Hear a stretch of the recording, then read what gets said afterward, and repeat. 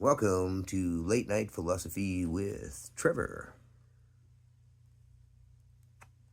Just so you know, I am high and I have been drinking, but that does not negate the validity of the things I'm going to say. I've talked about the Unifocratic economy before and the transition to the Unifocratic economy, which goes a little something like this.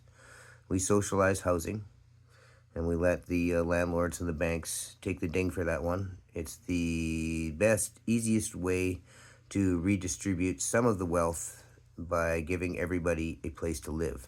And what that'll do is it'll free up their finances to go out and buy all the things that they haven't been able to buy because they've been paying too much for rent and mortgage.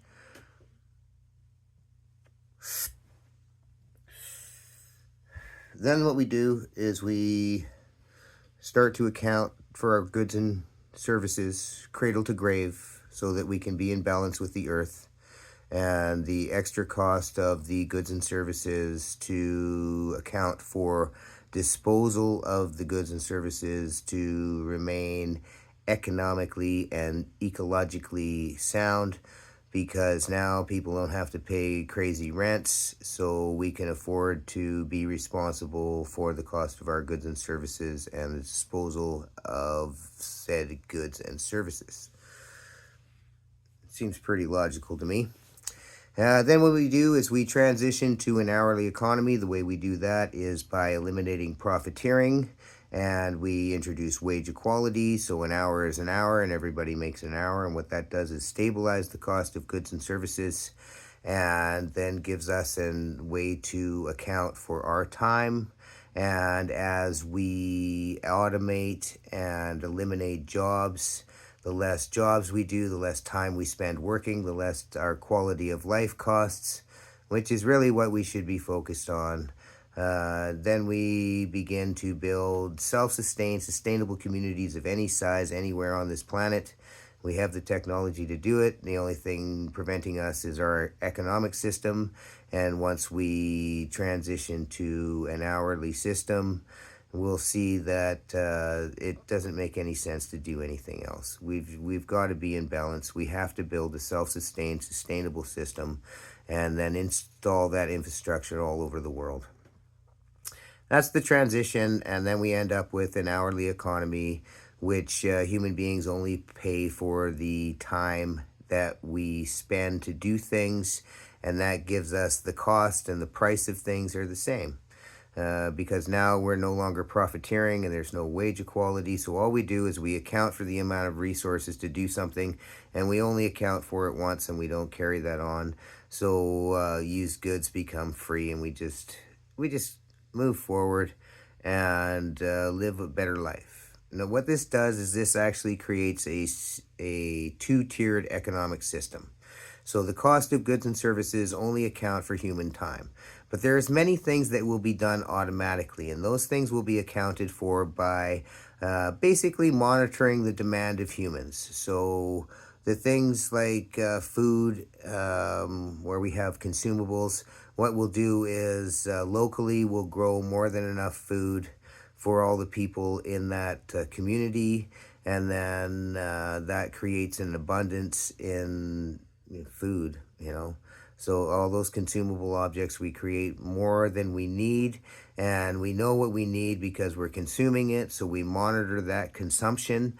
And when we monitor that consumption, that creates a direct demand for resources, which is basically what an economic system is. It just manages resources. So now we've managed human time to stabilize the cost of goods and services, and then we've automated all the jobs that we can, and then we allocate the resources for all of those automated systems in accordance with the demand. So instead of a supply and demand economy, we actually have a demand then supply economy. So we know what the demand is, and then we meet that demand. So in the case of like consumables, yeah, that's a demand that keeps going on and on and on. There's other demands where, if you build something, I don't know, whatever it is, it's like a grimlet, and everybody has a gribbet and they last forever. So then you get to a saturation market. So capitalism can't handle a saturation market, because if you build something so good that nobody ever needs to replace it, then eventually when everybody has one, then you no longer have a revenue stream, and that's a problem in the economic system under capitalism. But under the Unifocratic Economic System, when we reach a saturated market, then all we do is we relocate those resources, or we stop gathering those resources because we no longer need to build grommets or whatever the fuck it was that everybody needed one, and now everybody has one, and they all were going to last forever. So the demand actually will increase in demand, and we understand that. And so we have a standard. So this is what we compete for. We compete to be the company that meets the standard. So if you have like hot water heaters, so right now there is a better standard than a hot water heater. So we have flash heaters that can heat the water immediately as it passes, and then we're only using the energy that we need to heat the water when we needed hot water, and we have as much hot water as possible. So the flash heater technology is far superior to a hot water heater. Now, we still have hot water heaters. Why?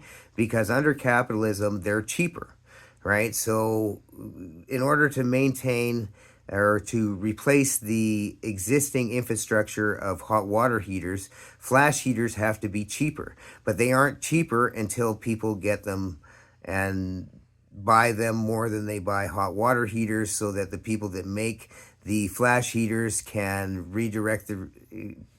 get the resources that the hot water heater infrastructure already has, and then they can build the infrastructure of the flash heaters, and then we have a new standard of flash heaters. It's ridiculous. Capitalism does not handle advancements in standards like that very well.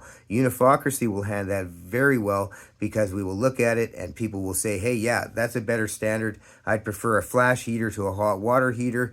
And then Unifocracy goes, okay, well, rather than redirecting all the resources, which are mostly automated because robots build all the hot water heaters and robots build all the flash heaters, so we just simply maintain the need for hot water with hot water tanks until we can replace the hot water tank standard with the flash heater standard. And we do this in all industries. So when we come up with a better standard, then it's a matter of redirecting the resources while maintaining the infrastructure that supports hot water, food, whatever it is. And I don't know if this makes any sense to anybody, but it makes sense to me, and I need to express it more than once so that I can articulate it correctly for other people to understand. But basically, we have a two-tier system. We account for human time, and that's what gives us the cost of goods and services. And then we have a second-tier system, which handles the allocation of resources for the automated things that are happening in order to support our quality of life. Man, that's a lot. It blows my mind to get that deep into this stuff. But basically, that's how I see it working. And the good thing is that we won't have to figure it out.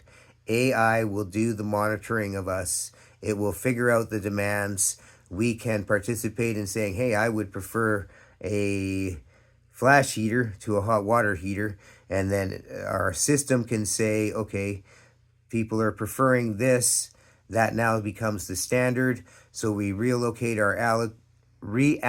our resources towards the new standard while maintaining what everybody needs in their quality of life through the transition to the new standard.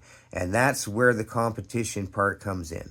We cooperate to provide everything that we need. We share everything that we have, and we cooperate to maintain the standards of the self-sustained, sustainable infrastructure, which continues to improve as our technology and our understanding of how to build self-sustaining, sustainable infrastructures in communities of any size anywhere on this planet, which is what we should be doing. We eliminate all the jobs and we work towards building that infrastructure and automate it as much as possible. And those automated resources meet the demands that we set. I don't know if anybody's ever going to watch this or get that, but it was helpful for me to describe it. And if you did watch it, thank you. I love you. And we're headed for a very beautiful world. We'll see you in that ring.